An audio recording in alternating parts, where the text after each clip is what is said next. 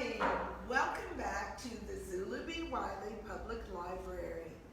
I'm Miss Ann, and this is Creative Connections Preschool Storytime.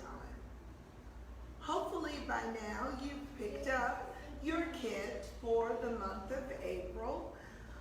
Don't worry if you haven't, we still have plenty.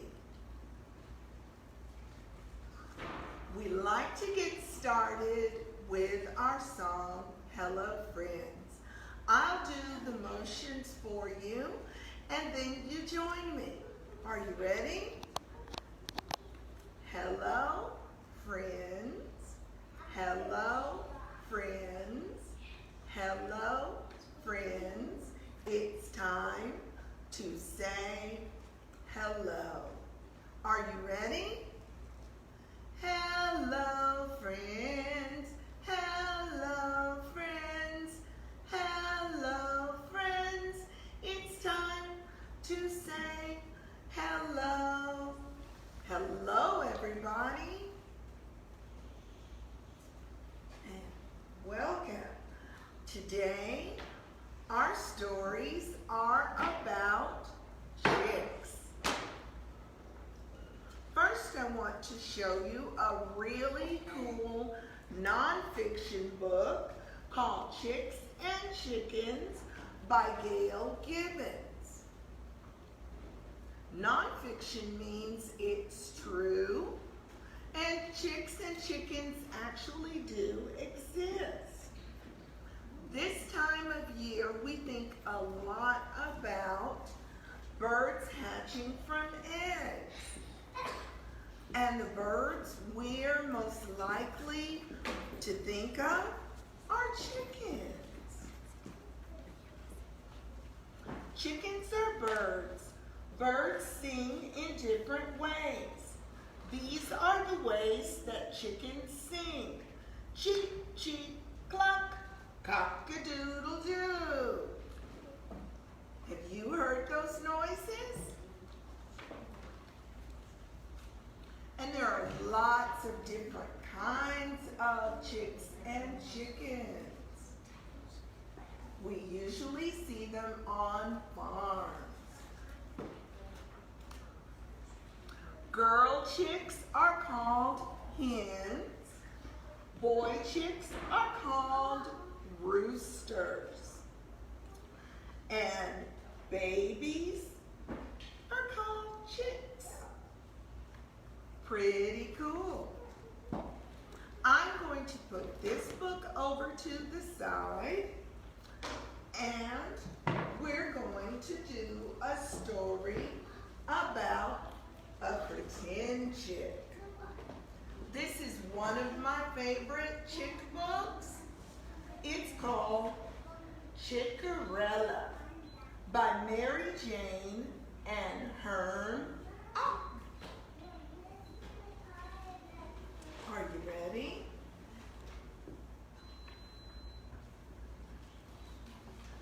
Chickarella had a wonderful chickhood until one night when a fox got into the coop and carried off her mother. Chickarella's father, now a single rooster, did his best to raise her, providing her with a happy and stable coop life.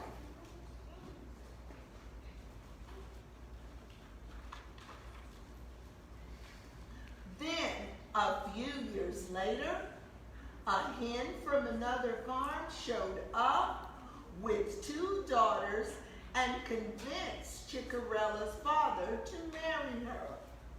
Chickarella was excited to have a new family. She even put her sewing skills to use, making 3 dresses as welcome gifts for her stepmother and new stepsisters, Ovamelda and Calestra. Such a sweet girl, said the stepmother with a smile that gave Chickarella hen bumps.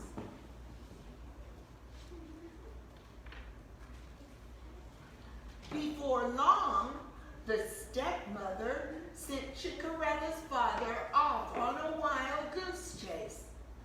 Then she proceeded to redecorate. "This doesn't look like home anymore," Chickarella said. "That's because it's my coop now, not yours," said the stepmother. "You have too many clothes. I want to let out your dresses to fit my girls." "That's not nice." "But what will I wear?" said Chickarella. "You're just a servant now. You only need one dress, and you won't be living in the main coop anymore."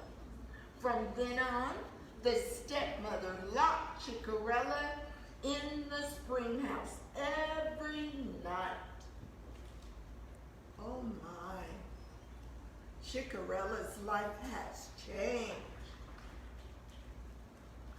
Chickarella's days were filled with work. She prepared all the meals, but wasn't allowed to eat with her stepfamily.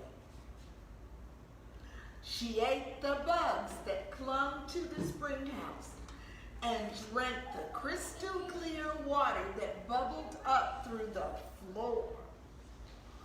After a short time on this odd diet, Chickarella noticed that the shells of her eggs were becoming more and more transparent, until soon she was laying eggs of pure glass.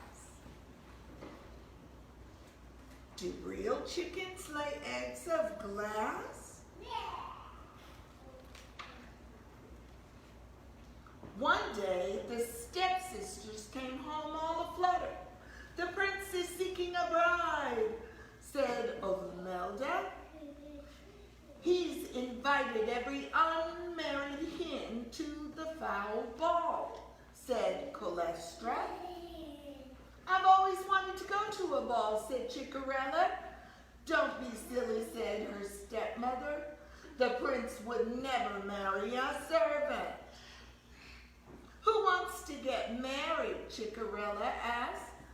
"I just want to see the fancy ball gowns." "Out of the question," answered the stepmother. "Now start making my daughters look beautiful. We don't have much time." Is stepmother being fair? Chickarella's next few days were filled with frantic preparations.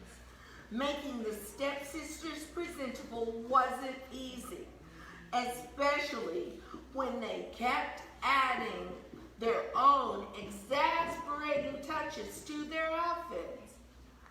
When the big night arrived,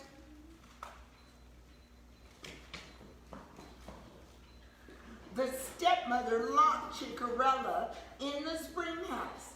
Later, as Chickarella was dozing off, the spring house fizzed with sparkles. "Yikes! Who are you?" gasped Chickarella. "What? You've never read a fairy tale? I'm your fairy godmother. I've been watching your stepmother run you ragged. Why don't you speak up?" "My father will fix everything when he gets back." "Don't wait for someone else to fix things, dearie. You are in charge." "Fantastic eggs, though. How'd you do that?" "I think it's something in the water." "Oh, yeah. I put a spell on this spring a while back." Cool side effect.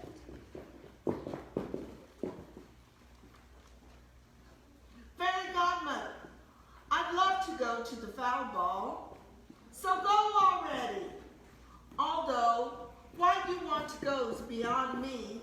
The band is Pilly Pullet and the Rock Island Reds.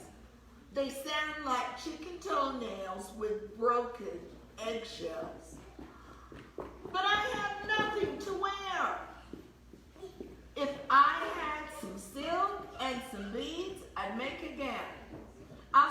things up, said the fairy godmother, waving her wand.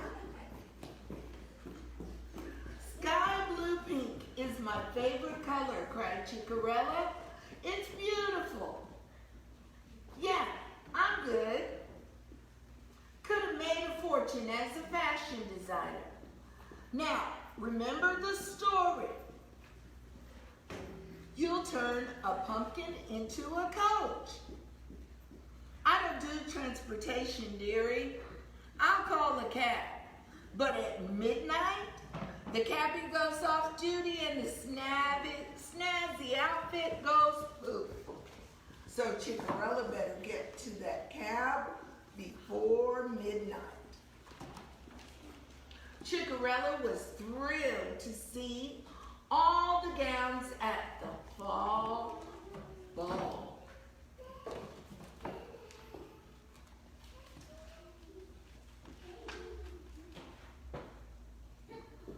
The prince was charmed by the exquisite stranger and danced every dance with her, even though they couldn't carry a conversation on over Penny Pullet and the Rock Island Reds music. Sounds like toenails scratching on broken eggshells.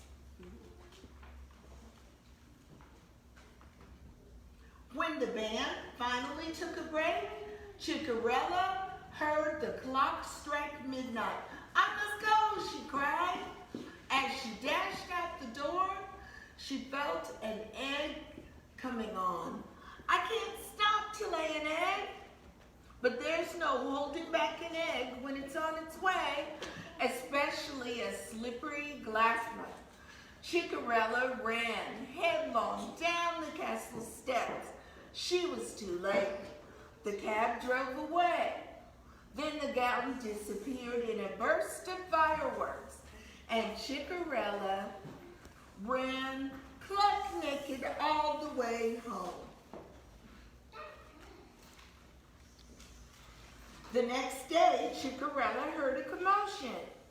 Hear ye, hear ye, the prince seeks the mysterious hen he met at the foul ball. The only clue, she left this egg. All single hens, please present your eggs. Look, mine have big yolks, said Calestra. She is a big yolk, said Ovaminda. The egg must match the one in this velvet bag, said the prince. Does anyone else live here? Stepmother blocked the prince's view. No, your highness. I live here, cried Chickarella, but the prince didn't leave her, and he and the page turned to leave. Is it over for Chickarella? Wait, I lay glass eggs. Is that what you're looking for? That's exactly what I'm looking for. Release her at once. Your Highness, surely you wouldn't marry my servant, Chickarella. Finding a bride was my mother's idea, said the prince. I only went to the ball to see all the fancy gowns. Oh, me too, exclaimed Chickarella, running out into the sunlight. Your costume was excellent, my dear. Thanks, your highness. I'm really into fashion. There was a burst of sparkles. Fashion? Did I hear fashion? Who's back?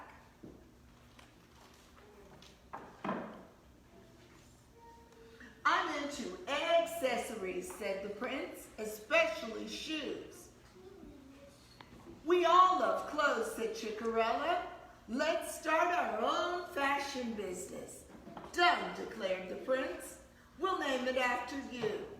So the fairy godmother zapped up some fabulous fabrics.